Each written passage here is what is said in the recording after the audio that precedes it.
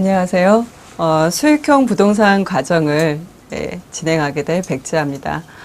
오늘 이 시간은 그 수익형 부동산에 대한 전반적인 내용을 먼저 말씀을 드릴 거고요. 요즘 수익형 부동산이 관심이 굉장히 높아지고 있죠. 왜 이렇게 수익형 부동산에 대한 관심이 높아지고 있는지에 대한 그 이유를 오늘 첫 시간에 설명을 드리도록 할 거고요.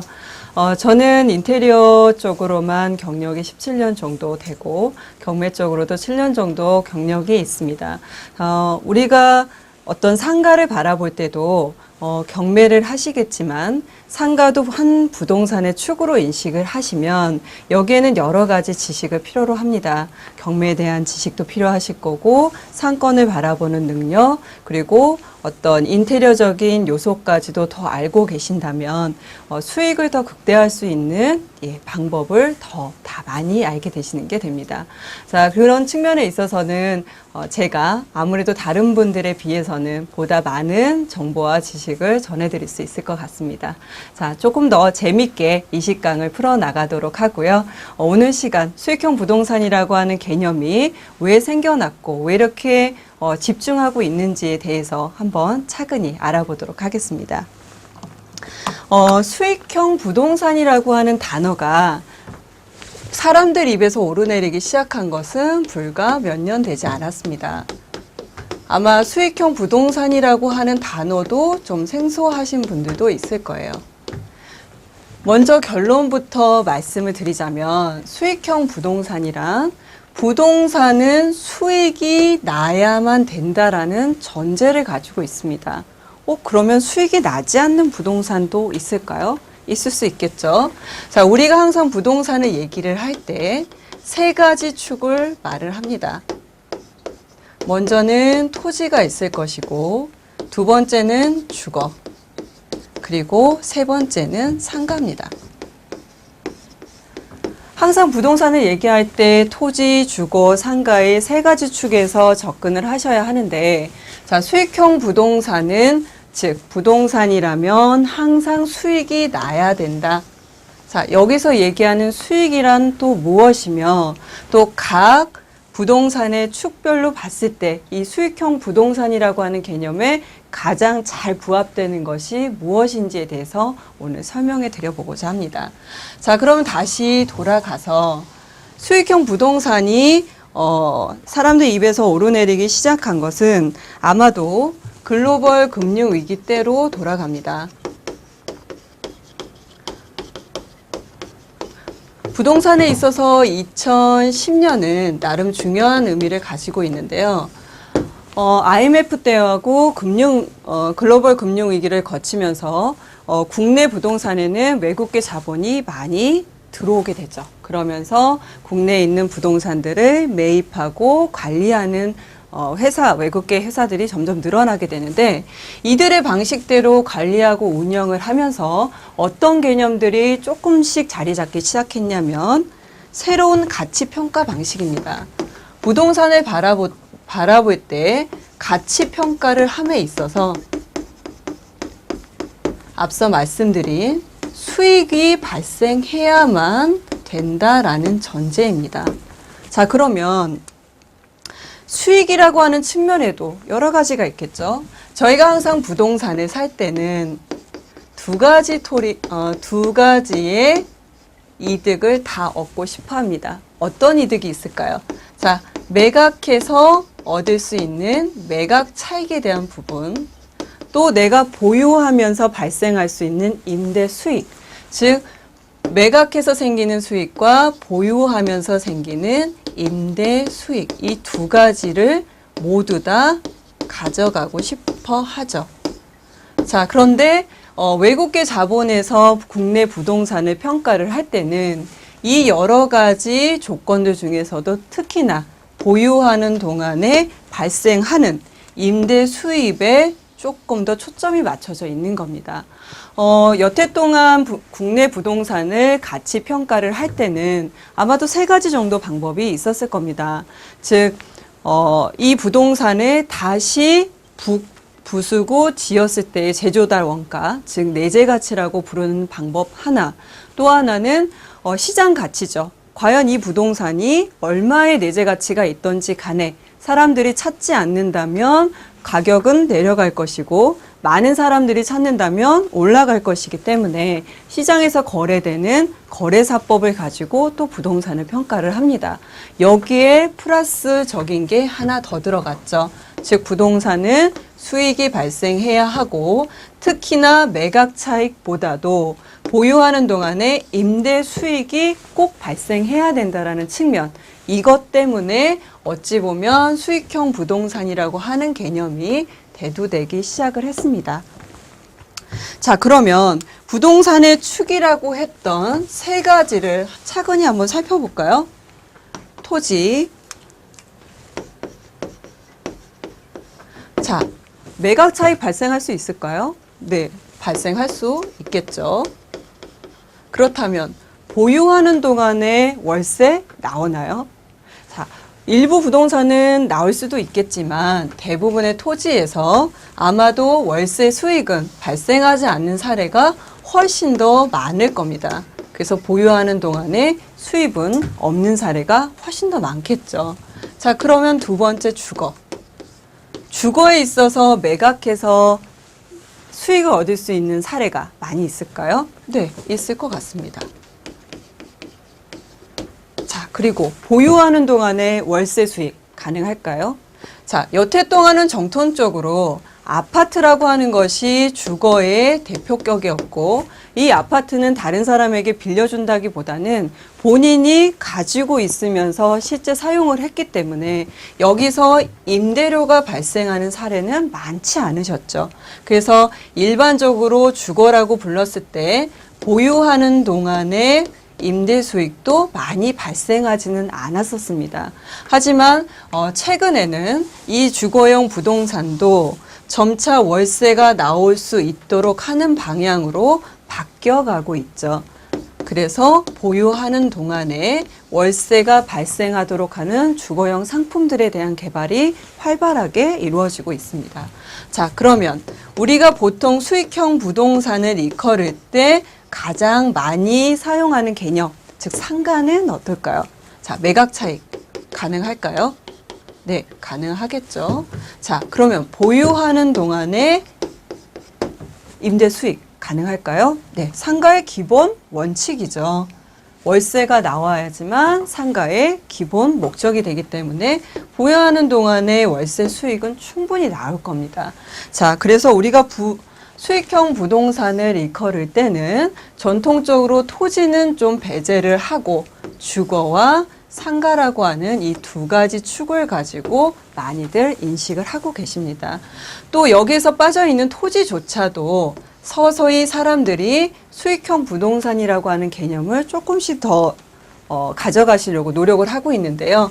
그것은 바로 개발을 통해서 수익이 나오도록 만드는 거죠. 그 방식에는 뭐가 있을까요? 최근에 가장 핫하게 떠오르고 있는 캠핑장 개발이 가능하실 거고, 또 나무를 심어서 그곳에서 블루베리가 자라게 해서 매달 수익이 나올 수 있도록 만드실 수도 있을 거고, 또 흔하지는 않지만 묘지 공원도 다른 사람들에게 분양을 하거나 임대를 주어서 이 역시도 매달 월세가 나오는 수익형 부동산의 범주에 들어가실 수도 있습니다.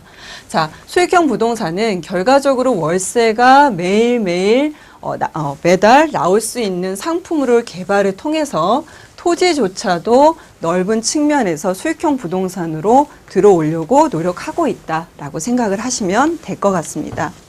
자, 그러면 수익형 부동산이 최근에 가장 사람들의 관심을 많이 받고 있는데 그러한 측면은 뭐 때문에 더 그럴까요? 자, 여기서 수익형 부동산을 조금 더 집중하게 만든 키워드가 있습니다. 그 키워드는 바로 베이비 부머 세대의 은퇴입니다. 부동산을 최근에 전망을 할 때 이 베이비 부머 세대를 일컫지 않고서는 솔직히 얘기하기가 많이 어렵죠. 또 그만큼 흔한 얘기이기도 하고요. 자, 그러면 좀 지겨우시더라도 또 한번 얘기해 보도록 하겠습니다. 베이비 부머 세대가 몇만 명이냐면 우리나라 전체 인구의 약 15%를 차지하는 710만 명입니다. 자, 이분들이 태어나신 연도는 55년생부터 47년생까지. 자, 이분들이 55년에서 47년 되시니까 지금의 시점 2010년도로 한번 돌아갔을 때는 이분들이 몇 세가 되시냐면 적어도 정년을 앞둔 57세의 범주에 들어가시게 됩니다. 자, 제가 아까 2010년이 부동산에 있어서 나름 여러 가지 의미를 가지고 있다라고 말씀을 드렸는데요.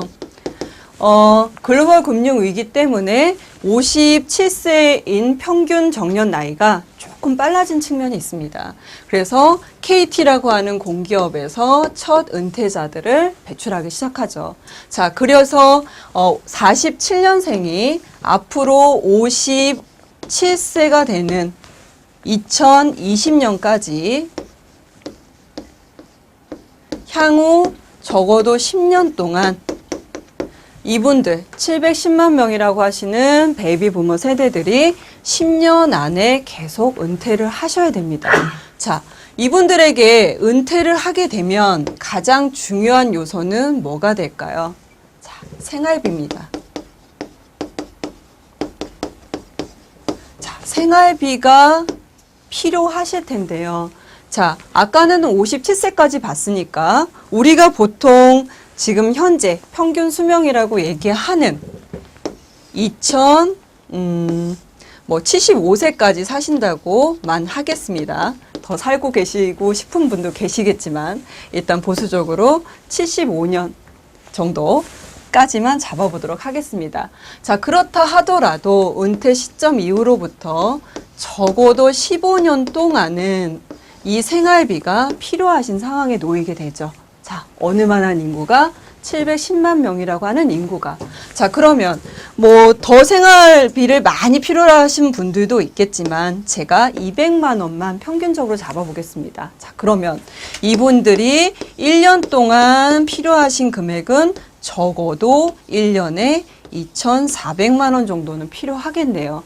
그리고 은퇴하셔서 15년 동안 생활비가 필요하신 거니까 그 비용만 다 따져도 3억에서 5억 이상은 갖고 계셔야 합니다.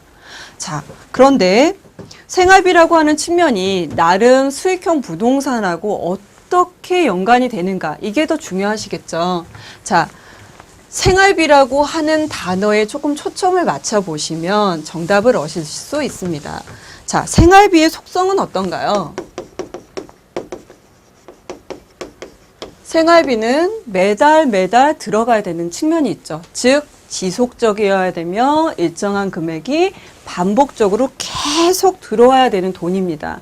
이러한 성격하고 가장 비슷한 게 뭐가 있죠? 월급이죠.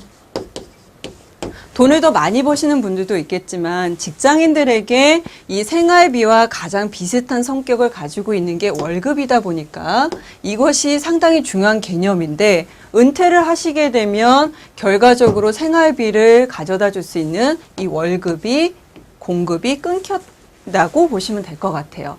자, 그러면 베이비 부머 세대가 적어도 710만 명이 앞으로의 생활비에 대한 고민을 하지 않으실 수가 없습니다. 자, 그래서 고민을 하시기 시작했어요. 가장 생활비와 비슷한 성격을 뭘로 대체하면 좋을까? 자, 그래서 사람들이 생각을 해낸 것이 바로 월세라고 하는 측면입니다.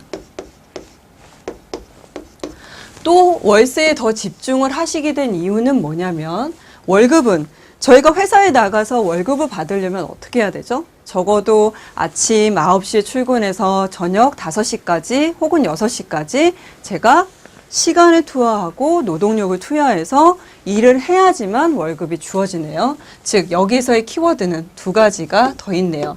노동력을 제공할 것, 또 아침 9시부터 10시까지라고 하는 내 시간도 할애를 할 것. 이래야지만 그 대가로서 월급이 주어지죠.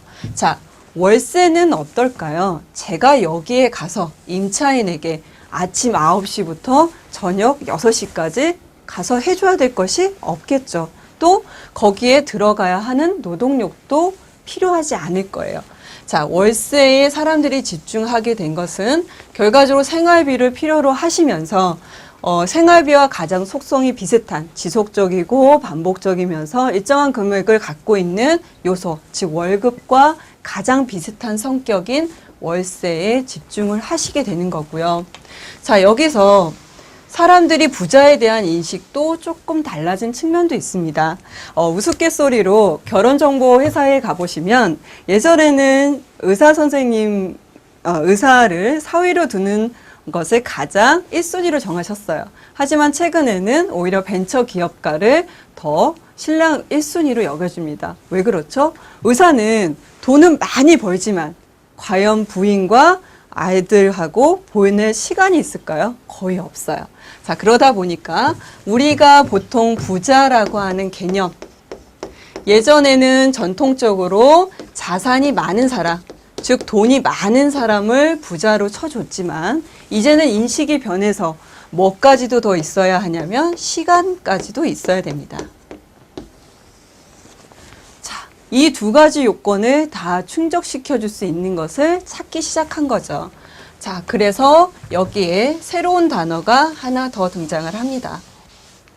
그것은 바로 파이프라인입니다.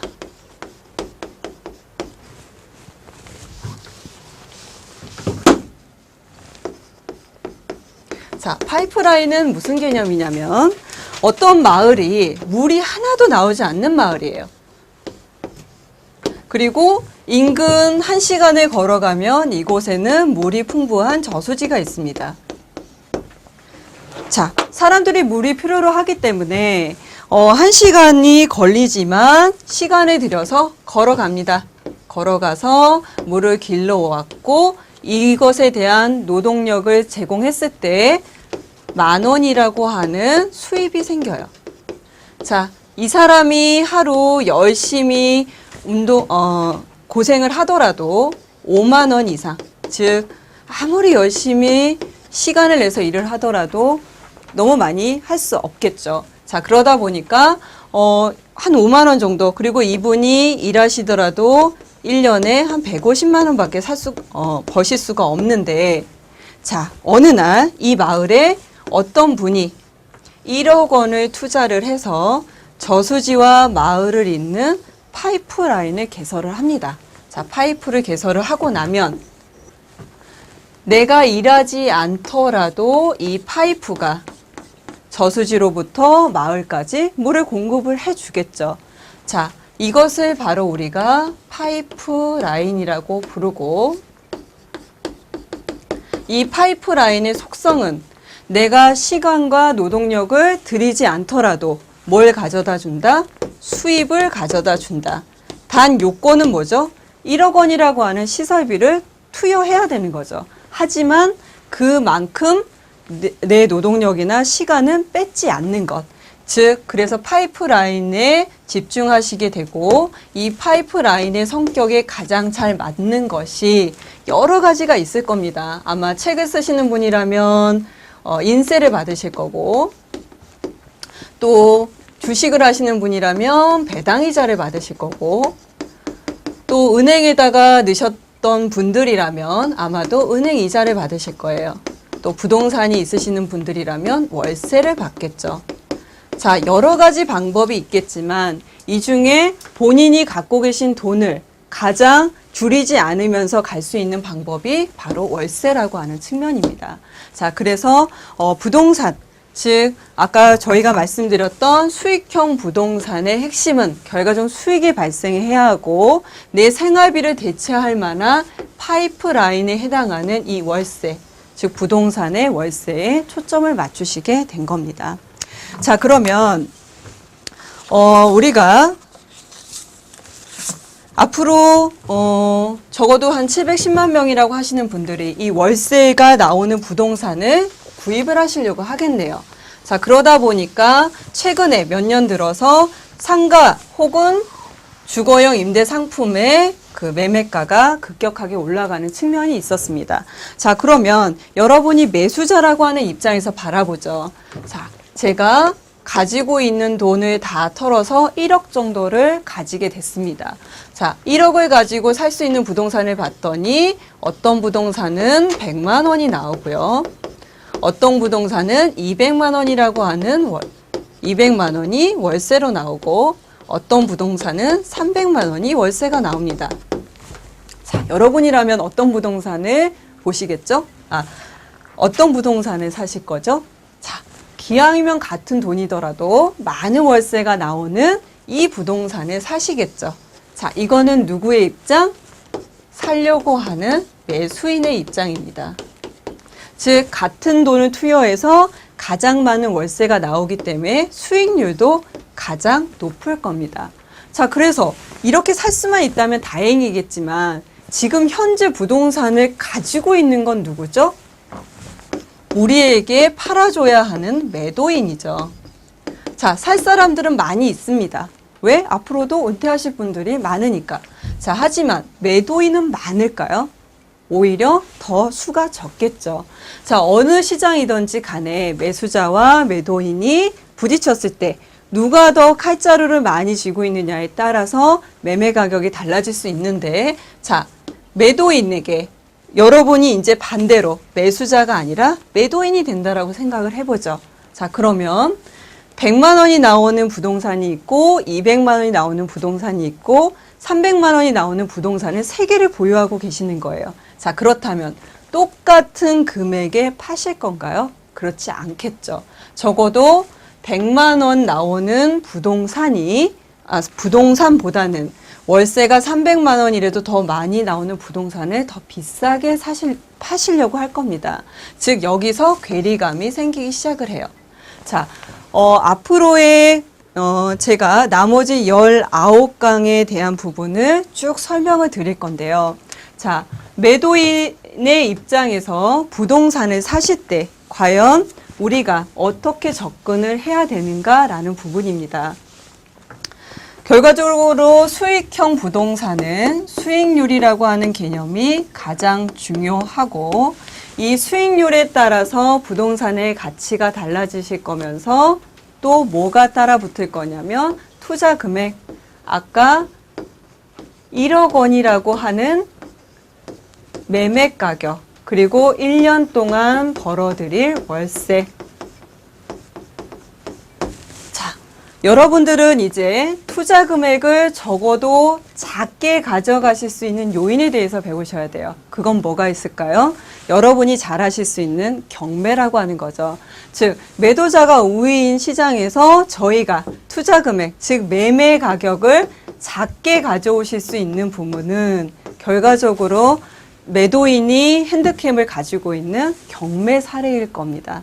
자, 그리고 연 월세를 많이 받게 되시면 같은 돈을 투여하시더라도 보다 많은 월세가 나오기 때문에 아마도 수익률이 올라가시겠죠. 자, 이것은 어떤 지식이 필요하실까요? 자, 제가 잘하고 있다던 인테리어에 대한 지식, 또 상권에 대한 올바른 인식으로 인해서 어떤 업종을 들이셔야 되는지에 대한 부분까지도 아신다면 훨씬 더 높은 수익을 기대하실 수 있을 겁니다.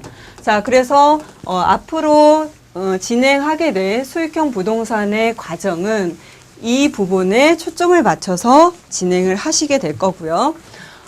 주거형 부동산에는 여러 가지가 있는데 적어도 주거형 부동산 3총사라고 불리는 오피스텔, 또 도시형 생활주택, 또 전통적으로 임대 사업의 대표적인 것, 고시원까지 이 세 가지에 대해서 가르쳐 드릴 거고요. 또 우리가 수익형 부동산의 또 다른 축, 상가에 대한 부분까지 진행해 드릴 예정입니다. 자, 이 임대 상품 이외에도 최근에 가장 핫하게 떠오르고 있는 게 다가구죠. 이 다가구에 대한 부분을 요즘 게스트하우스라든지 B&B라고 하는 개념과 결합이 되면서 조금 더 발전을 하고 있는데 이 모든 개념을 앞으로 진행해 가면서 각 단계별로 설명을 드려보도록 하겠습니다. 자, 오늘 시간은 수익형 부동산이라고 하는 개념에 대해서 설명을 드렸고요. 자, 수고하셨습니다. 네, 감사합니다.